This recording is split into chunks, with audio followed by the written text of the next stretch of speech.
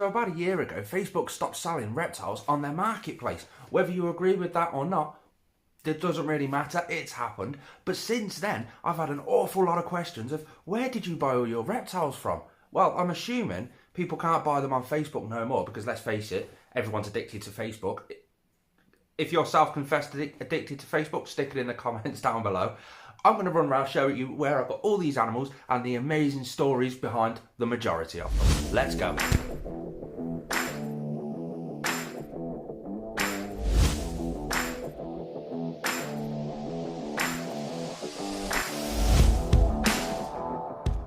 So we've got, I'm going to try and count them, 2 boa constrictors. We've got a cow sunglow boa constrictor and a normal common standard boa constrictor.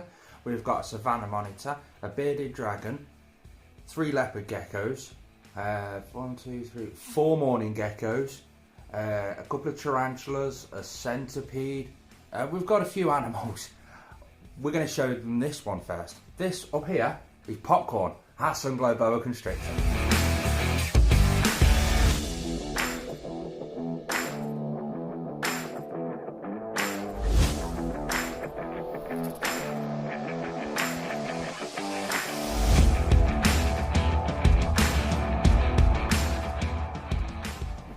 So Popcorn here, he was purchased from a local reptile shop called Sutton Pets and Exotics. He's absolutely amazing. The only issue we had with him is he was always bred up to be a male breeder, so he wasn't really handleable. And as you can tell, we are working really hard with him at the moment. He's grown about 8 inches since we've had him. And the joy with the local reptile shop is I was able to obtain, well, all of the information that I wanted from him. So they could tell me the feeding regime, they could tell me his past history. They were the ones that told me that he was bred up to be a breeder. That's why he was a bit nippy when we first got him. He has never struck for me, but I know boa constrictors and I know how aggressive feeders they can be. So you get a bit nervous when you get told, oh, he's a bit of a biter. I got him from a local pet shop, Sutton Pets and Exotics. That's located in St Helens of Merseyside. And if you're thinking about buying from a local pet shop, I'd highly recommend that place because they are extremely knowledgeable there. And they've got some great enclosures and they're just all round an amazing shop. If you are thinking about getting a boa constrictor, you've got to keep in mind the enclosure size. These animals do get big. Oh, but I'll get a male because they get smaller. No, don't get no. If that's a considering factor of you getting a boa constrictor, don't get a boa constrictor. Popcorn's in a 6-foot enclosure now, 3 foot deep, 3 foot tall. It's good enough for him. There is a few more changes I want to do to this enclosure just to add a little bit more enrichment, a little bit more excitement in there for him. His enclosure is heated up with a mega ray heat projector. I am thinking about putting another one in there just to make his basking spot a bit bigger. At the minute, his basking spot is only about this sort of big. So he curls up on it and he does fit it perfectly fine. But if I can make his basking spot this big, he's got plenty more options of where he can bask in the infrared rays. We'll go from Popcorn's enclosure there's Hugo, we'll get onto him in a minute. There's Popcorn's enclosure to the other side of the room. Down here, this is Rosie's enclosure. Now she is due a feed, so she'll probably come out. She's hidden away down there. She is just a common boa constrictor. And she's absolutely stunning. She is a biter. Now, where did I get her from? She actually came from a reptile rescue centre, Liverpool Reptile Rescue. However, I think that shop's actually closed down now. Correct me if I'm wrong in the comments down below. But anyway, I used to do a few days a week work there, doing all the heavy lifting, because I was quite strong at the time. Now I'm bingo wing central. But the lady came in with this little bag and it had a snake in. She said, I can't take this snake anymore. It's just nipped my son. The snake was only about this big. It was a baby boa constrictor. It was like, all baby boa constrictors are nippy. So again, if you're thinking about getting a baby boa constrictor on the understanding that, I'll handle it and it'll just grow up and be tame, baby boa constrictors are nippy. They'll just, yeah, they'll nip you. It's just guaranteed. Anyway, she came in, little bag. I've got this boa constrictor. It's nipped my son. I don't want it anymore. And I just stood there with a big enclosure in my hand going, oh, okay then, I'll take it. And I did. That's how it worked. It went through the books, it come back to my place that day, went into quarantine, and she's been there ever since. She is nippy. She is very nippy. She loves the taste of me. But anyway, that's Rosie. She's our common boa constrictor. We will get into the reptile room eventually, but first, let's go through to Hugo's enclosure. Hugo is down there. He's our Savannah monitor.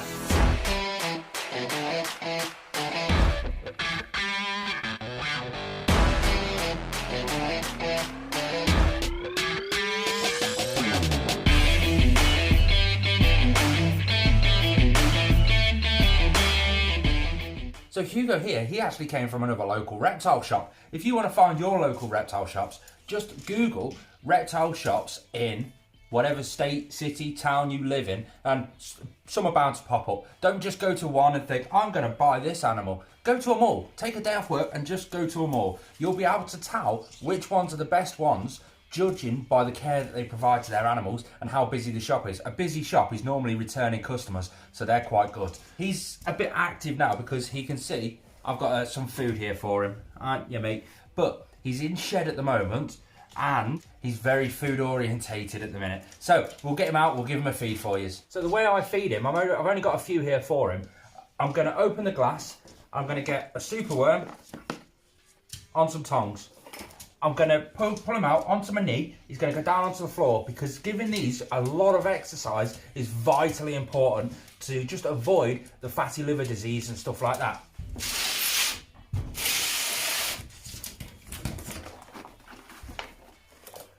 And there he goes.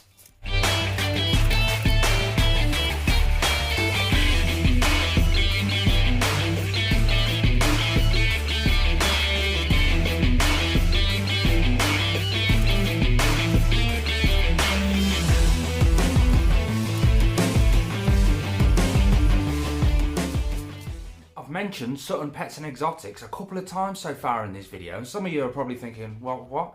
Let's go and take a look around that shop so that you can determine what a good reptile shop actually looks like.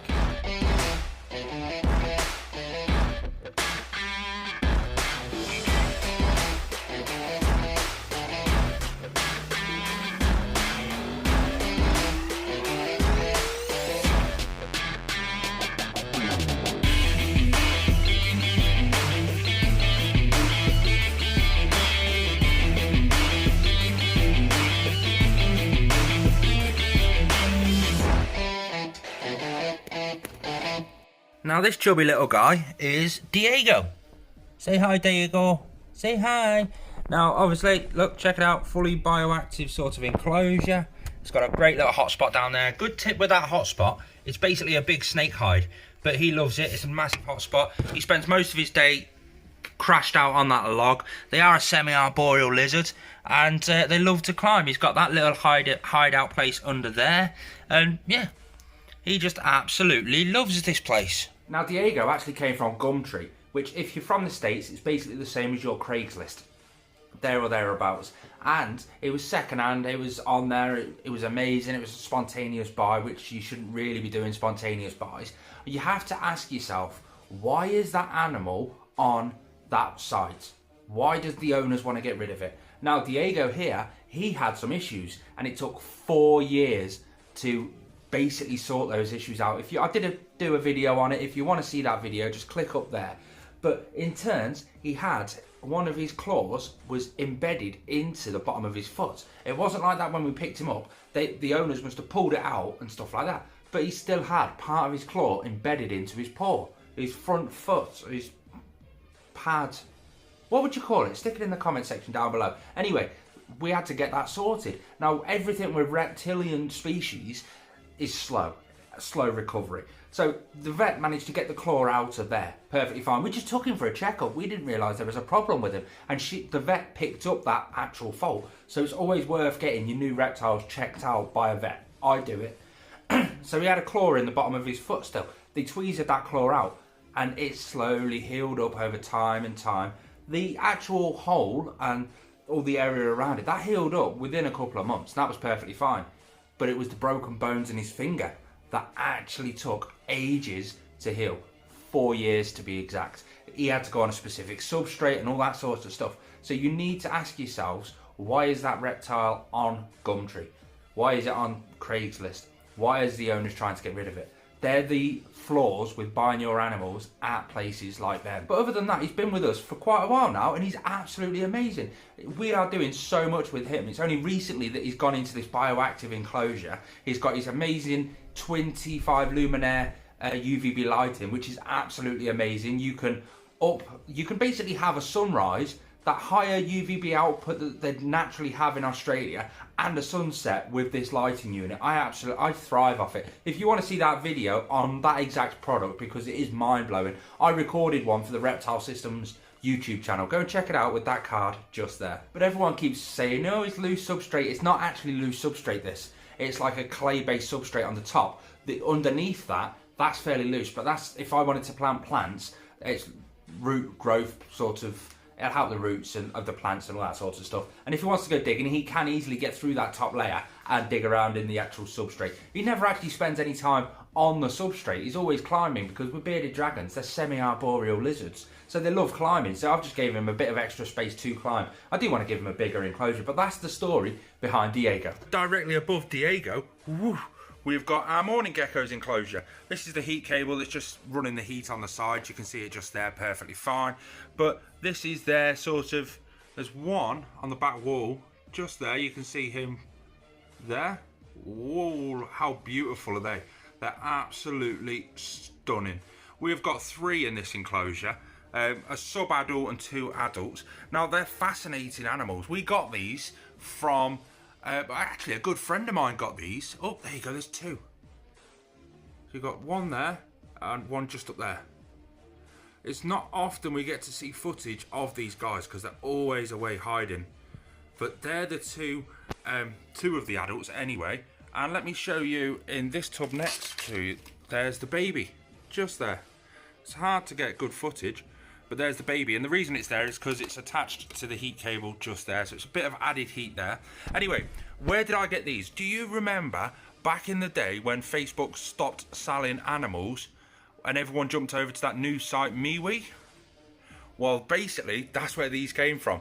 Lewis, one of my good friends, he found them on MeWe. We were searching for them for quite a while. He found somebody on MeWe, because he actually stayed on MeWe. Nobody else did. He did. And he found a seller. We had to travel a couple of hours to go and pick them up, but they were just absolutely stunning. And these are basically a breeding sort of story. Because the thing with Mourning geckos, there's something called parthenogenic, which basically means there are no males. The females can reproduce without the need of a male. And I just find that absolutely fascinating. They can literally produce exact clones of the mother. Now, you can get a few different variations of Mourning geckos from different localities, like the Hawaiians are a bit lighter than some of the others, and it's just mind-blowing. It's fascinating. I absolutely love them, and they're thriving at the minute. And next to these guys, we've got our superworm breeding farm. Some more enclosures, just in case they have babies. We've got them ready, prepared and set up, ready to go, because you've always got to be massively prepared when it comes to these guys. Down here in this tub, I would love to show you properly, but as you can tell with that little burrow just there, he's burrowed in. But that is a female a curly hair tarantula. There's a curly hair tarantula in there, but she burrowed underneath a piece of cork bark. You can see the burrow comes all the way down here, maybe back up to there. I don't know, but you can see how it's webbed up in there and stuff like that. She's actually in there. She's been in there for quite a while. I don't know if she's in pre-molt or anything. That actually came from Doncaster Reptile Show, along with the tarantula that's in here. This is an Asamani tarantula. Again, fully bioactive enclosure. I'm going to try and get some on camera for you. He's in his hide, all the way down there. Let's see if I can get better footage from the side. You can just about see the legs. You see that light at the end? Well, what we have to do is turn the enclosure around just underneath the hide and see if I can get some footage for you. You can see the tarantula's legs just there, and his rump. Well, we've made basically a peephole so that we can keep an eye on him if he is in his hide. There's some more legs.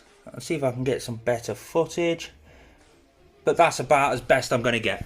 But that is the Asamani tarantula. And next to that, we've got over here. Now, you can see this is dead grubby. It's because I'm far too scared to put my hands in there and actually clean it. So I'll unlock it just to see, so you can see. But, again, fully bioactive. Down that corner, underneath the log, you can see the centipede. Well, that came from the same place as well. And that, as I mentioned, is Doncaster Reptile Show. The IHS Doncaster Reptile Show. They have 4 shows a year. April, June, September, November. That's right, they have those shows. That's our only really real reptile show within the UK, which is quite heartbreaking because you guys in the States, some of you let me know in the comments how many you actually get over in the US. Let me know. I'm going to drop a little teaser for you here. let me know if you're going to the NARBC Tinley Park Reptile Show. Some of you might be intrigued on that. More to come on that in the future. If you want to know more, just subscribe. Subscribe! Anyway, Doncaster Reptile Show. It's an amazing little reptile show. It's only a one-day show. It runs from 10 or 11 o'clock-ish through to about 4 o'clock-ish. And that's just where all the breeders go. And that's one of the selling points for everybody to sell their animals. You have to be a member and all this sort of stuff to be able to sell. But that's where all of them actually came from. None of them were really impulse buys. They were all planned. And I did have another tarantula, which I got at the same time as the albopolossum, but I gave that away to Lewis, one of my good friends. That is amazing. If you want to see a video on Doncaster Reptile Show, just click on the card there, because that's when the last time I went. We really need to clean up, but let's quickly get through the rest. Obviously, we've got our mealworm breeding farm there, those two up there. Down here, we have got our leopard geckos, or the two female leopard geckos. There they are. Check those little guys out. Absolutely stunning. That's a Blazing Blizzard and a normal Millie. Millie and Donna. The two absolutely stunners. They're in the breeding program at the minute. And what makes that even better is the incubator. Boy, we actually have some eggs. Got some leopard gecko eggs already in the season. We did have another tub, but they didn't last. They didn't make it. So I'm assuming one of them didn't get fertilised by the actual male. While we're here, let's put the male in, because the male's in our little rack. I can't wait to get those two into their fully bioactive setup in the actual front living room, actually get that built up and stuff. I've been saying that for a while, but I really do want to get that done, and that's something for this year. Let's see if we can find... Actually, no. The male's not going in because he's shedding inside his moist hide at the moment, so we're not going to bother putting him in to the females today. We'll do that another day. Whilst at Doncaster Reptile Show, I didn't have the funds at the time, and I was there and I saw some amazing animals. I saw his care and his knowledge, started speaking to the breeder, and I took his business card.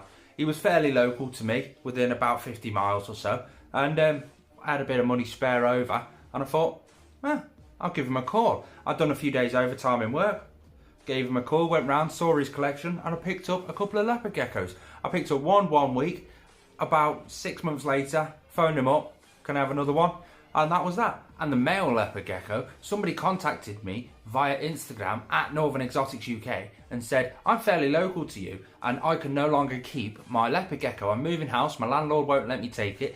Do you want it? And I thought, I'll go round and have a look. I went round, everything was perfect. They had great knowledge, they had great love. Yeah, okay then, I'll take the male leopard gecko. I'll keep showing him on the channel so that you get to see him. Let's go from here. So I did that, brought him back, stuck him into quarantine for a few months, and then I decided to start pairing them. So he now has mini-me's. But underneath the leopard geckos, sorry if you can hear some buzzing, it's the incubator's just kicked on again. Underneath the leopard geckos, we have got under there a super pastel yellow belly royal python. Now he's shedding at the moment, so I'm not even going to go near him. He can get a little bit defensive, especially when he's shedding. He's normally dead placid and you can get him out, play with him and whatever, except when it's feeding day and when he's shedding, he gets very defensive. So I'm going to leave him to it at the moment. But where did I get him from? He is hard to explain, but he is wages in a roundabout way. I used to work in a reptile shop, and they offered to pay me for the work that I did. They didn't pay me. Instead, they gave me that. I'm more than happy with that. He's an absolute amazing animal. I'm not normally one for very specific morphs and stuff like that, because I actually really love the natural colours, the normal morphs of animals, because that's the way they come out of the wild. They're absolutely stunning. But he is a super pastel yellow belly. He looks like a normal, he's just a bit lighter basically. And yeah, that is my entire collection.